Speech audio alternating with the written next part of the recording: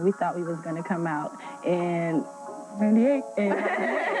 But actually it took 2 years because we was trying to get all the right material and all the right producers and stuff. Our music style is, I would say, it's universal because it's pop, it's R&B. There are times when people hand us material and they don't know exactly where to take the song, so they hand it to me, Brandy, or Shamari. Fans of 90s R&B often share a sentiment with influencers that there was a unique allure to the genre. The lyrics were inventive, the videos had a certain charm, and the choreography was impressive. Among the notable R&B acts of the era was Blaque, arguably one of the best R&B groups of the 90s. Over time, the group has experienced several low moments, prompting netizens to inquire, what's the story behind Blaque, and how are they linked to Beyonce? Beyonce is kind of sort of that humble girl that no matter how many records she sells, she's still the kind of person you can call up and say, you know, what's up, what you doing today, let's go to McDonald's. From their inception, Blaque crafted and delivered memorable hit singles that propelled them into the spotlight, earning them the affectionate moniker Black Ivory from fans beyond American shores. With such a strong debut, admirers of the R&B pop trio have been eager to uncover the trajectory of Blaque's journey. Formed in '99, Blaque is an American all-girl group consisting of Natina Reed, Shamari Fears, and Brandy Williams. The trio adopted the name Blaque, representing believing in life and achieving a quest for unity in everything. When we get on stage, It's a totally different chemistry. you won't even understand, like, it just comes out. It's just amazing. unexplainable. Destiny brought the three members of Blaque together. Although Shamari and Brandy lived in the same Detroit neighborhood, their paths never crossed. Shamari became friends with Brandy when she hooked up with another group called Intrigue in Atlanta. Natina, originally from New York City, and Shamari attended the same school, meeting when both joined an urban country group called Butts. But it wasn't until an audition at Left Eye Productions that they all came together. Each member of Blaque has a distinctive sound. Brandy's vocals are as sweet and pure as a flower. Shamari delivers powerful soul stylings, while Natina handles all of the rap installments. Sir, we're a little bit ready.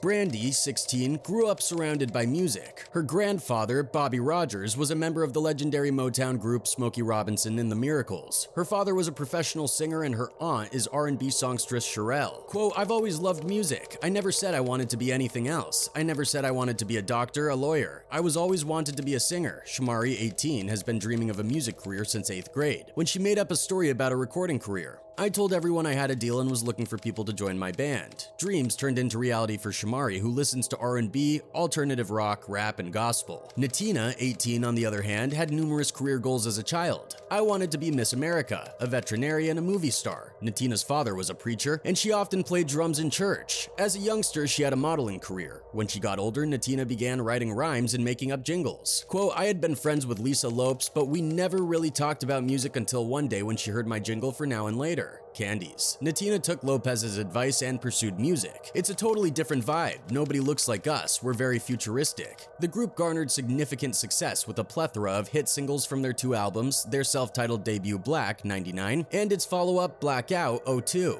Following a hiatus, the trio re-emerged in 2019. Natina Reed initiated the group in '96, later joined by her high school friend Shamari, and Brandy completing the trio shortly thereafter. Reed, while singing jingles to supplement her income, crossed paths with Ronald Lopes, who introduced her to his sister Lisa Lopes of TLC fame, famously known as Lisa Left Eye. And Lisa's definitely 100% in our corner, so it's not a bad thing at all. Impressed by their performance, Lisa officially signed the group to her company, Left Eye Productions, which aimed to develop, mentor, manage, and promote talents in various genres from around the world, either solo or in groups. Natina and Left Eye weren't related. Their connection stemmed from the band, which became Lisa's protege, particularly during its early years. Left Eye was indeed a trailblazer, addressing taboo topics like contraception early on and embodying the archetype of the R&B bad girl, engaging in public disputes with group members and romantic partners. In today's social media landscape, her actions would have surely sparked even more controversy. Furthermore, she anticipated the blending of R&B and pop, foreshadowing trends seen in contemporary radio. Her 2001 solo album, Supernova, released overseas, showcased a style that could be likened to a precursor to Nicki Minaj's work, albeit without the perceived shortcomings. Young woman confused, young woman abused. You must understand, it's never too late.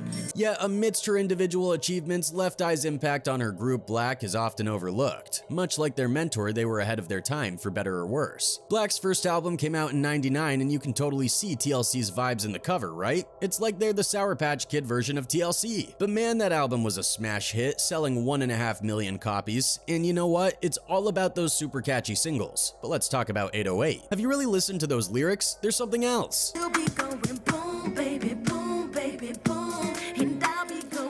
Yeah, 808 definitely has some goofy lyrics, but hey, R. Kelly wrote it, so it makes sense. And you're right, despite the silliness, that song went gold in June '99. It was everywhere, and oh man, that remix? Some people swear by it, but honestly, it's kind of a blur for many people. But it didn't feel the same. Down deep in your mind, got you wanting me. And then there, Bring It All to Me was on repeat everywhere. People totally get what you mean about a song being overplayed to the point of annoyance, but then somehow it grows on you. It's like it worms its way into your brain until you can't help but like it, right? And yeah, JC Chaz's was on the radio and album version, but he may have ghosted the video shoot. Classic move, huh?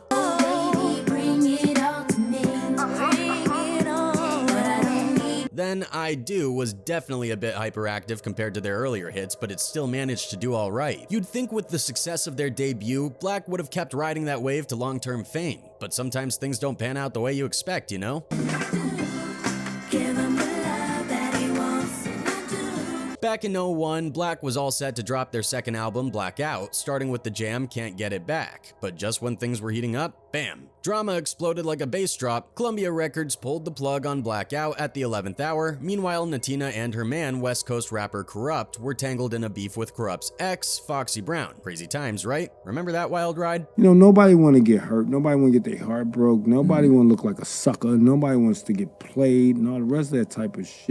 Foxy came back swinging, claiming she was the reason Natina got the boot from Blaque, but Natina clapped back saying she was just taking a break to have her baby. Thank goodness Twitter wasn't around back then to blow up with all this drama. As if things couldn't get any worse, Blackout finally saw the light of day in Japan in '02, and then it finally hit iTunes in the US in '07. But guess what? It got yanked off iTunes shortly after. Now it's back, but it seems like the universe just won't cut Blaque a break.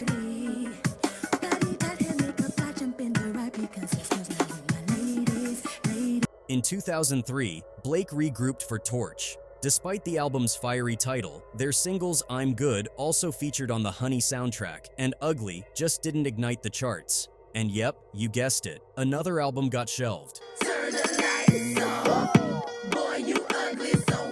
Seems like the writing was on the wall, so the ladies started exploring other gigs. Natina reportedly dove into ministry, and during overseas gigs, Erica Pullians filled in for her. Shamari linked up with Darkchild, but her solo moves didn't make much noise, except for one track that, well, let's just say it didn't exactly set the world on fire. But we can say that around the early 2000s, there was a Blaque takeover moment. This trio of teens nailed the smooth R&B pop vibes of the era, blending in a bit of Missy Elliott's visionary Afrofuturism, perfect for the gel pen-toting crowd. They were like a kid-friendly version of TLC. In their videos, if dudes showed up, they were checked out like candy at a store, then promptly tossed aside. They just couldn't hang in their world. You can argue and have like the worst fight and hate everybody, you know, and not want to see each other ever again in life. But when we get on stage, It's a totally different chemistry.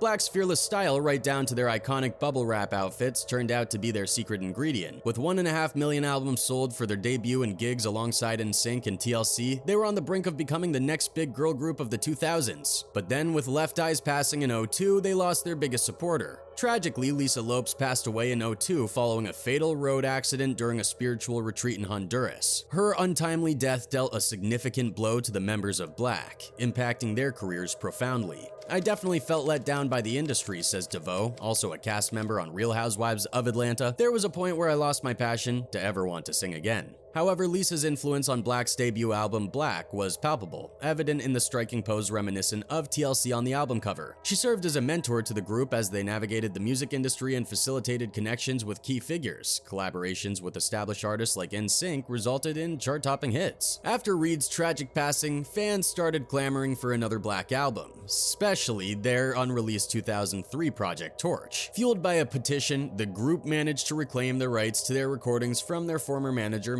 Knowles. The album finally saw the light of day, It feels incredibly fulfilling to finally put it out there, says Williams. Now that we own these songs and our fans are still eager to hear them, I think this timing couldn't be better. Torch stands out as a fun and inventive R&B album, even with its off-the-time production, surpassing recent releases from Blaque's peers like Ciara or Usher. With contributions from Rodney Darkchild Jerkins, Linda Perry, and Missy Elliott infusing 5 tracks with her signature out-of-the-box spirit, the album shines. It concludes with Her Name Is, a touching tribute to Left Eye. Lisa meant the world to us, Williams reflects. She was like a true friend, a big sister, a mother figure. Losing her so early in our journey was devastating. Now, as a duo, Blaque all geared up in 2020 for a series of US shows and new music releases. 20 years ago, having a major label was essential, Williams notes, but now artists can take control of their careers. Shamari and I are excited about going independent. Despite label disputes and personal tragedies, Blaque remains resilient. We're determined to honor Natina's and Lisa's legacies, DeVoe asserts. This is for them. So things got pretty rough when Beyonce's dad, Matthew Knowles, was calling the shots for this trio. We mean, he was also handling Destiny's Child. And come on, what parent wouldn't want the absolute best for their kid, right? Absolutely everyone, but in a bad way, maybe only Matthews. I realize in order to be successful,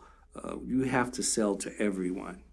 You can't segment a marketplace. We all know Bey and her father have always been in headlines for not having a smooth relationship, and that is why people believe that Matthew wanted to be in Bey's good books. That is why he may have done dirty with the trio. Beyonce, who's like the queen of controlling her image, especially in today's era where every move gets captured on cell phones and dissected by fans, has this whole complicated thing going on with her dad. Like, he was her biggest cheerleader and manager from the get-go. Back in 1988, he got all inspired to guide her after she won some awards and performed at this Sammy Davis Jr. themed event. So basically, from when she was a tiny tot, her dad was all about pushing her into singing competitions. By the time she was 8, she was already in a group called Girls Time, which eventually morphed into Destiny's Child. You know, with Kelly Rowland in the mix too. Her dad, Matthew Knowles, ditched his gig as a medical equipment salesperson to start up a music company and manage the group. And the rest, as they say, is history. Girls Time made the leap to Destiny's Child in '96, and that's when Matthew Knowles went all in on getting them a record deal. Once he succeeded, he basically became the boss man, managing, nurturing, and even producing the group. But according to the Mirror, Matthew wasn't exactly a soft touch as a manager. Latavia Robertson, one of the OG members of Destiny's Child, remembered how Matthew didn't hold back with criticism, which could be pretty tough for a bunch of young girls to handle. But they tried to tough it out and not let it get to them. Then in '02, Destiny's Child took a hiatus. Kelly Rowland spilled the tea to CNN, saying it was all their manager's idea for each of them to do their own solo stuff, so they went their separate ways for a bit. But we all know they came back stronger than ever. Beyonce dropped her first solo album in 2003, and her dad was still in the manager's seat all the way up to the release of I Am Sasha Fierce in '08. But things started to get messy around then. According to The Telegraph, Beyonce got suspicious and had a law firm called Reed Smith LLP audit her dad's dealings. Live Nation, the event's promoter, thought he'd been dipping into the cash from her I Am tour. The court sided with Live Nation on that one. Now check this out. When Beyonce was just a couple of months old, her dad bounced out on Tina for the first time. But that wasn't the end of it. In '09, while still hitched to Tina, he had a baby with actress Alexandra Wright. Within a year, it was confirmed that Knowles was the father thanks to a paternity suit. Tina had had enough and filed for divorce. Matthew Knowles' impact can be heard in much of Beyonce's music, the most obvious being Daddy Lessons from the album Lemonade, where the lyrics explain that her dad taught her to be tough and not trust men like him. In the video for the song, there are clips of Matthew playing with Beyonce's daughter Blue. Beyonce officially announced that she was no longer being managed by her father in March 2011, the same year her parents finalized their divorce. 2 years after the divorce, Matthew Knowles was married to a former model, Gina Charmaine Avery. Unfortunately, Beyonce and Solange had previous engagements which made it impossible for them to attend, he explained to US Magazine. But do you think it's all Matthew to be blamed? The past has something else to say. It is also believed that Aaliyah was also ruined by Beyonce, and it was revealed by Kanye West. For an extended period, Kanye West's camaraderie with Beyonce and Jay-Z stood out as one of Hollywood's most celebrated friendships. The connection appeared genuinely unbreakable, fostering the belief that their bond would endure indefinitely. However, contrary to expectations, the dynamics of their friendship underwent a significant shift. Over time, their once solid connection began to fray, reaching a point where communication between the three pop stars became scarce. Sources suggest that their relationship has deteriorated to the extent that meaningful conversations are now a rarity. Despite the strained ties, Kanye West remains unreserved in expressing his thoughts on the matter. He clearly said that her mother was sacrificed with many others, and still nobody is standing up against the supposedly cruel organization. My mama was sacrificed. Looks like people who can't be controlled can only be traumatized or go missing. Well, we all know Kanye always speaks whatever is on his mind and nobody can stop him from doing that. Whether he's expressing his anti-Semitic views or exposing people for carrying out human sacrifices, Kanye's always going to let us know about his opinions. Well, again, Kanye just went all out with his heavy claims, and if you still didn't get the meaning behind his bizarre claims, then we can explain it for you. Kanye hinted that a lot of celebrities are involved in human sacrifices. Now, he didn't exactly say this, but just insinuated it, but we are just good with cracking codes. They could control LeBron James. They can control Jay-Z and Beyonce. Not you, man. But they can't control me. Besides, he claimed that he couldn't be controlled by the people running Hollywood because he hasn't unalived anyone, but then again, he gave us a list of people who could be controlled, and this leads us to the logical conclusion that he's hinting about the people who are involved in the Illuminati organization and have taken innocent lives before. Around Hollywood, a lot of people come up missing. That's what Kanye exactly said. Even fans believed Kanye at this point and gave him their full support, saying, quote, "I believe it, especially when Beyonce talks about using the Bible pages as a tampon. Evil controls both Jay-Z and Beyonce. She wouldn't be as big of a star if Aaliyah was still with us. But she was sacrificed. God bless you, Ye, for confirming the evil within these people. We love you, Ye. Stay safe." Not only Kanye, but Jaguar Wright also have some solid points to make regarding Aaliyah's death. According to her, when Aaliyah died, Beyonce's solo career was struggling and all she needed was an empty spot that could make her popular overnight. Well, Aaliyah's death seems to be the needed push for her struggling career, and now look, she is known as the Queen of Many Hearts. Despite the reality that Aaliyah is gone now, till when are we going to let the same people benefit off the same kind of tragedy over and over again? People also believe that Natina's tragic death may also involve Beyonce. Who knows? Maybe it's high time that they should pay for their crimes. That's it for today. See you in the next video. Until then, goodbye.